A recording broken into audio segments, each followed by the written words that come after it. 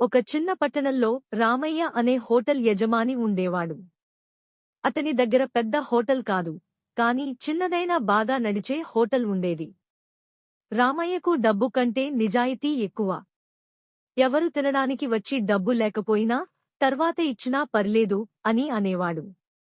కొన్నిసార్లు పేదవాళ్లు ఆకలితో వస్తే ఉచితంగానే భోజనం పెట్టేవాడు. ఒకరోజు ఒక పెద్ద వ్యాపారవేత్త ఆయన హోటల్కి వచ్చాడు. తిని బిల్లులు చెల్లించేటప్పుడు పొరపాటున 10 రూపాయల బదులు 1000 రూపాయలు ఇచ్చాడు. అది గమనించిన రామయ్య వెంటనే పిలిచి, "మీరు తప్పుగా ఇచ్చారు, ఇది మీ డబ్బు" అని వెనక్కి ఇచ్చాడు. ఆ వ్యాపారవేత్త ఆశ్చర్యపోయాడు. తర్వాత రామయ్య నిజాయితీని చూసి అతని హోటల్ను మరింతగా అభివృద్ధి చేసేందుకు సహాయం చేశాడు. కొద్దికాలంలో రామయ్య హోటల్ పేరు పట్టణమంతా వినిపించేది.